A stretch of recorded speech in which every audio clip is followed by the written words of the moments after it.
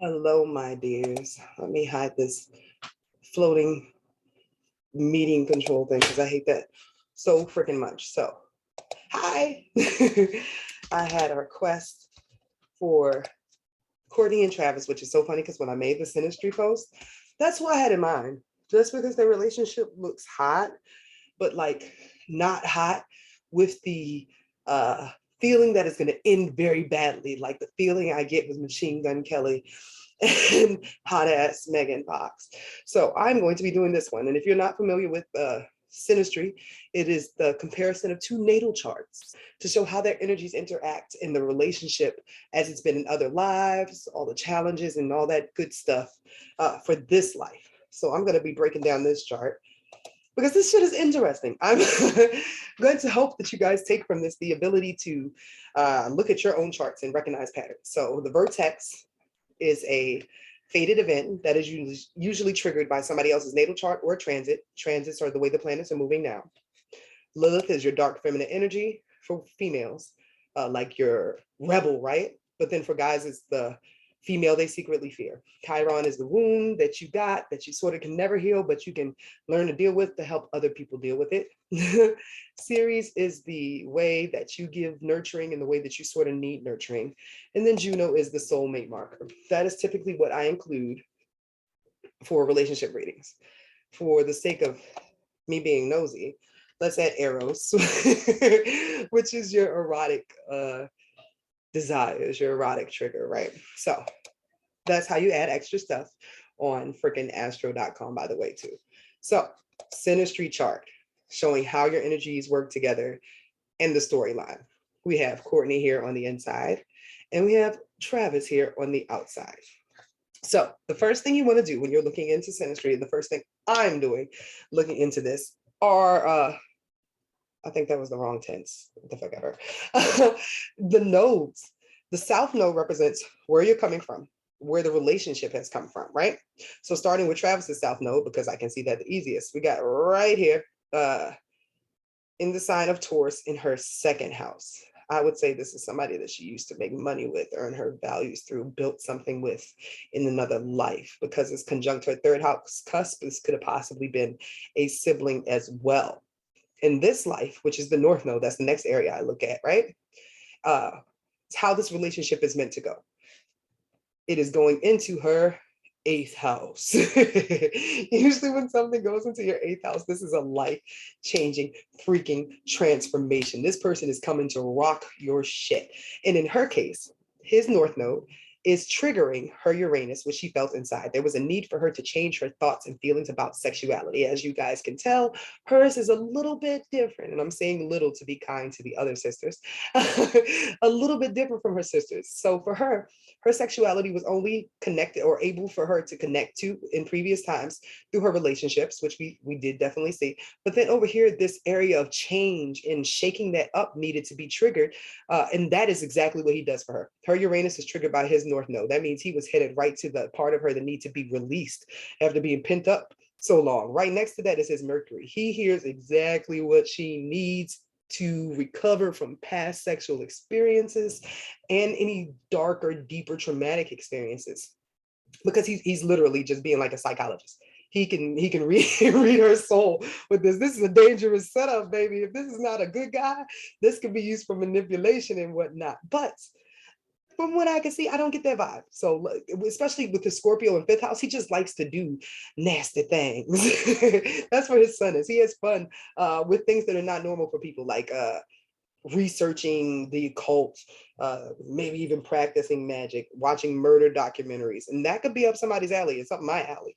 And his sun shines on, once again, that part of her that needed to be changed. It looks like, because this is Uranus, a lot of the things that made her not step into this energy of sexuality had to do with being seen in the public eye or the collective or on the internet. So clearly her reputation must be important to her. The fact that this popped up with just the North Node connection and all this he has up here, this he's filling up her eighth house. And this is one time where I'm going to say the eighth house can be handy, but very uncomfortable. Probably when they first began, she probably felt like he could see through her because all of his energy is right here penetrating this line, but also because we have these things called orbs, which is the radius of how much the energy or the frequency can be felt through each area. It goes into her ninth house. So her beliefs are being reaffirmed through him also. So that was just his nodes. Now let's get to hers. With hers over here in her south node, over here in his ninth house, I would say at some point in a different incarnation from the other one I was talking about, which was a reflection of what he's fixing in his life, where your nodes are or what her nodes are a reflection of what she's fixing based upon their relationship in other lives and the life she's fixing or working on. And I hope that makes sense to you guys. This was her second husband in another life. They lived somewhere foreign together, possibly worked on ships and did a lot of travel together, even possibly worked as religious people. So this is coming from that area, right? And it's so funny that for her in this life, she's learning how to stop being so independent and how to be in a relationship, because this is going right from her ninth house of her beliefs, or I'm sorry, his ninth house, his beliefs, that second husband energy, to over here to the third house. This is healing communication over here. But for her, it's going into marriage, learning how to be in a marriage, to be in a partner, or heal through being in a partnership. Over here, we got his Venus, which is his values, what he wants in a relationship, what he seeks in a partner is in her seventh house. This means that their desires in a relationship are in complete alignment. Like he sees in her or she sees in him a mutual understanding of what they really want in a partnership. With them, both of them having their Plutos next to each other, and keep in mind, this is a generational thing. So if you have your Pluto in Libra, likely somebody within your age range will also have their Pluto in the same sign. I think this is so we bond to people in our own age group sometimes, but that Pluto and Pluto, it also or always causes some sort of obsession, if you will, like a deep need to see yourself through the other person, because this energy is all about mirroring. I had to talk harder because somebody was knocking on my door and I'm trying to do a reading. So yeah, that messed me up with the knocking. It's cool, guys. Just rock with me. Next area I'm going to look at are conjunctions. Conjunctions are when two things line up next to each other, where their energies directly affect each other in the highest concentration. And let me zoom in on this here. This is a conjunction. So his Lilith, which is what he secretly desires in a female, right? Where his secret man kink is, like he loves to hate it, is a smart ass mouth. Her Mercury is in Aries. This means she's quick-witted, she's fast, and he loves to hate it, or it spices him up. Because underneath that, look at this. His moon, which is his emotional foundation, what he needs for his feelings, for his stability within, right, is the fire that she puts under him because of her Mars. So usually this is really good when you have the female's moon and the male's Mars, because that's a natural alignment of the energies, like the male female setup here. But with this, like sometimes she's doming him. This is definitely a switch relationship. I mean, you can tell it looks so balanced. They look at each other like, you're just amazing. And I bet it's what happens up in this area here, which means when they go on vacation, it's on. So the next conjunction, because keep in mind, conjunctions are the strongest energy, although they are known as a harsh aspect, which means sometimes they're really like intense. And if you're not used to intense connections, it could be a lot for you. But they also are like definite pinpoints for you to know that, hey, I'm connecting with this person and there's something going on here. This is her soulmate aspect. His Jupiter here, he is expanding. He is beyond. He is like the epitome of what she wants in a partner. This is somebody who's strong, a protector, adventurous, athletic. Oh my goodness. Like he is a reflection of her because his moon is in her first house. Like emotionally, he is her. Like this is sexy. Over here, we have some healing going on because his Chiron, which is his wound in his life, there was some feelings he had about being independent, which makes sense. He was in a band. So he had feelings about being known for being himself in his reputation, right? She sees him. That's her sun. This is her identity, who she is. And she really values herself because look, it's in her second house. She values who she is and she's not letting anybody compromise that. That's what she gives him. That's the energy she reinforces to him, allowing him to be himself, because it's been a big thing for her to have to constantly show that she is herself. That is also her wound, right? But her wound is in Taurus. So there's something about her values, which makes sense. Her values as a person who's very natural, who very holistic, that she questions sometimes. We all understand if we watch the Kardashian show why that could possibly be. But that's something that she's meant to overcome. The fact that she has very traditional, earthy values, and she can actually heal that and learn how to make it something that makes her money, which makes sense because she started that whole business. What is it called? Poosh or something? All about like health and nutrition. See, that's how you work a Chiron, guys. You take something that hurts you and you make it like the biggest point in your life, especially if you have it in second. You're meant to be using your hurt to make you money. You have to push yourself through it. So overlays are when a planet ends up in somebody's house, right? And it doesn't have to be conjunct anything or next to anything else. Just the fact that this planet is in that house for you, it means something. With his series in her third house, that means he's healing her communication, her desire to communicate, her desire to share her mind, right? Over here, we have his Mars in her fourth house. This is about family. This is reigniting her desire to have kids, to have a family, to have the tradition of family. Because you see her family house is in two things. It starts off with Gemini, which means that as a child, she spent a lot of time in her own imagination or learning through watching people or through schooling, which is not the traditional setup for a family. But over here in the second part of life, because there's this Cancer over here, she gets the traditional family she wants. And it's clearly with him.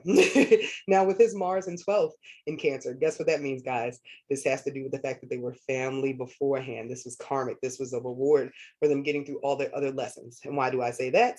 Here we got his Saturn, which is his restriction in life, which was on his self, his creativity, him being who he wanted to be, right? Because of his career.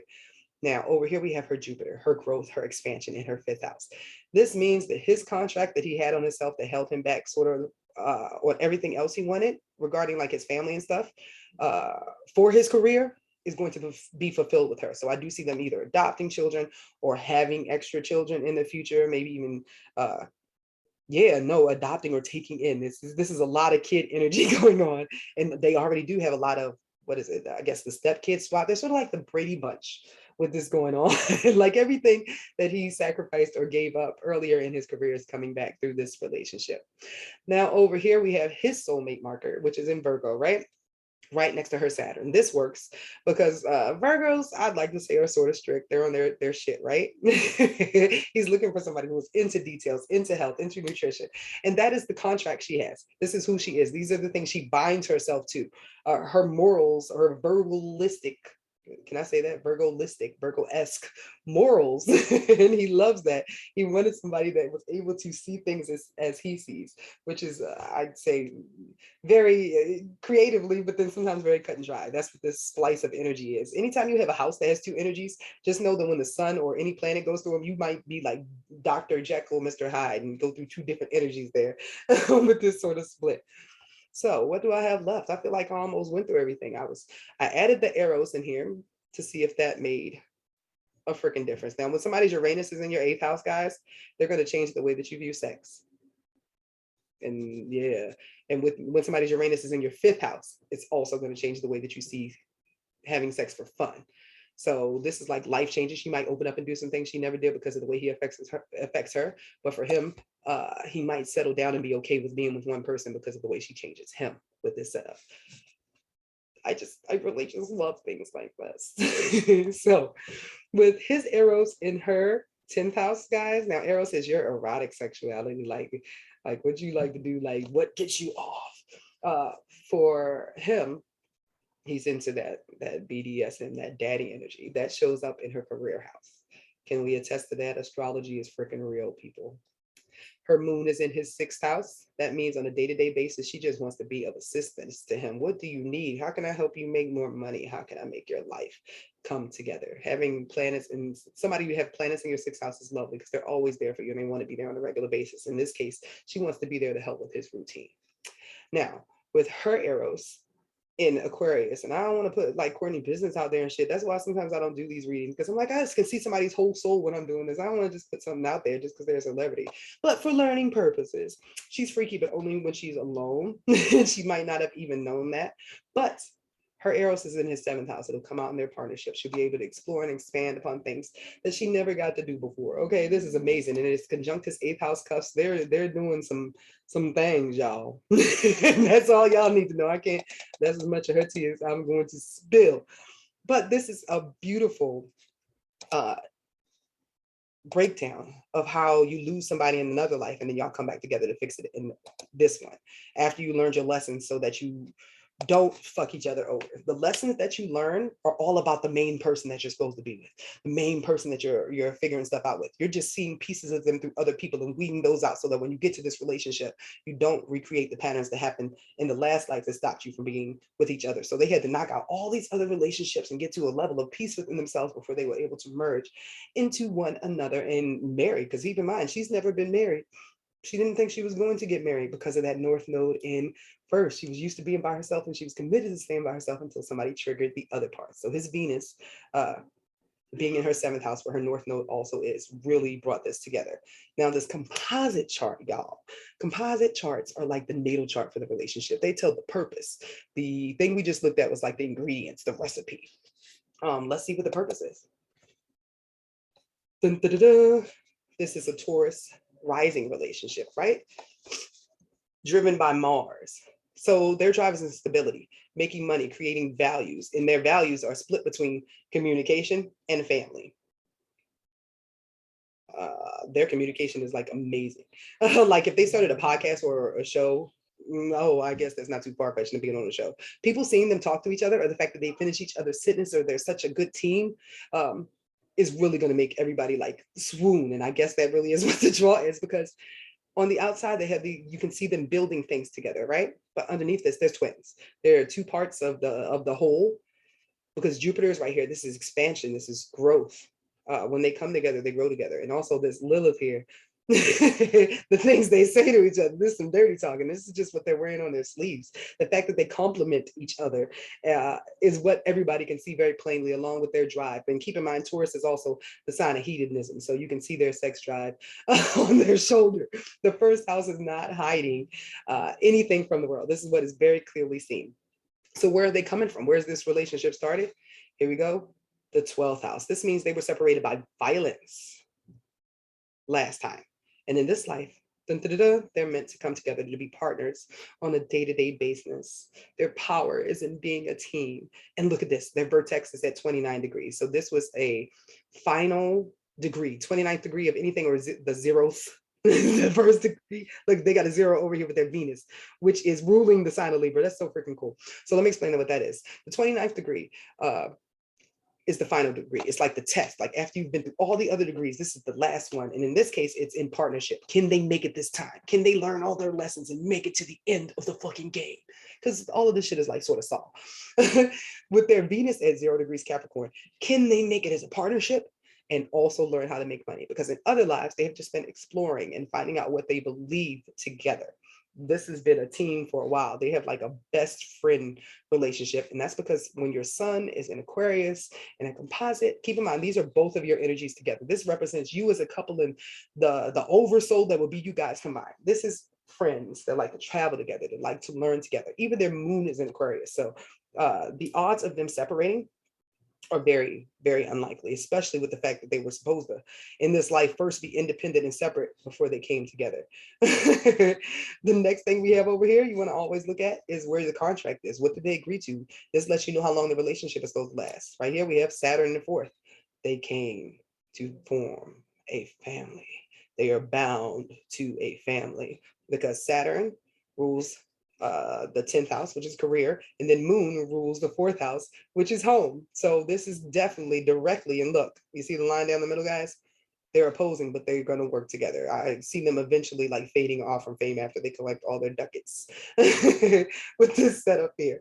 Now, they're going to earn money through multiplying their stuff also, because when you have Venus and 8th, you earn money by taking the assets or the things you already have and just flipping them. This is a wonderful relationship for bowing out of the game happily. When you have Pluto in 6, you guys might have trouble with scheduling, or you just have to be really creative with dates. This is for other people that have this. If you have Uranus in 6th house, just know that your sex life is, it's Scorpio specifically, your sex life is going to be random, but you're always going to find a way to make it because your schedule is going to be random. But When you have Scorpio and 6, being intimate on a regular basis is very important. As you can see, that Scorpio energy going into the 7th house of the nature of their relationship. This is about two souls merging, two people obsessively breathing in each other in a non-stalkerish way. Just understand this is very Gomez and Morticia energy. Now over here we have Neptune in their 7th house, right? This means sometimes you guys have a hard time seeing each other clearly. You tend to wear rose-colored glasses, but also that there's an element of your relationship that is fairy tale like, that is just a glamour for other people. And that is because Neptune rules the house of karma. So if you have this in your 7th house, this means in another lifetime, your fairy tale did not happen. And part of that needs to happen in this life. Another couple that had this was Mariah Carey and Nick Cannon, because they had been together in previous incarnations. So when they got together, they got married in 6 weeks because their souls automatically recognized each other, and they were trying to bypass the difficult time. I guess that's the case for this too, because Kourtney was totally with Scott for a very long time and would not marry that dude. Here comes Travis, and she's like, this is it, because he is it. It's also important to note that your twin flame or your divine counterpart doesn't spawn that far from you usually. At the widest radius, I'm going to say the same country, but those of you who really, really, really are supposed to be with that person in this life, you're going to be in the same state. Like the city's not going to be that far, maybe even next to each other, state by state, 2 hours. It's just not going to be that far. You spawn next to each other so that one day you do definitely run into each other, because we're all just moving around this pond on an astrological clock. So Mercury in 9th, they're going to use their minds to earn more money, but also they could probably do sex magic, I say, because Eros right here, like money turns them on. Their thoughts, their plans about their business, their legacy, their future, and possibly even moving overseas could happen with this going on here. The last area I need to hit for you guys, and you see, I make a note, there's nothing in their internet house. They're not pressed about that shit at all. And they can't help being famous, because the 10th house is the house of fame, because of their families, the moon. And that is what's going to be on the internet or in the collective. But over here, any problems they have, we won't know about that shit. Hallelujah, because their Chiron is in 12th. They keep that shit at home. And also what they need to do to heal their problems is right on top of that. It is my astrological determination that this relationship is really going to last a long time. They lost each other in several other lives after trying this in other ways. And this is the one where they get to get it, as long as they make sure to take off their rose-colored glasses and really handle their issues when they have them. It's like they both waited to see each other so long, nobody wants to make a mistake and mess it up with any real life stressful things. But based upon this, the way that they communicate with each other and the rest of this is a great combination. I'm very happy to have used this as an example. So thank you guys. And if you guys enjoy this, let me add my little things in. I'll add the link below. This is the last week I'm accepting regular readings before I'm just doing inbox one-on-one sessions for a while. I need to give myself a break of just talking to a screen. I need to talk to people back and forth, just so I feel like a human again, because it's been 2 years of talking to videos and I'm getting a little burnt out. So if you want a reading, the link is below. It's called the Relationship Purpose reading on my website. I also have a couple of the other ones before they go down. So thank you guys, and I hope you enjoyed this and was able to take something for your own purposes.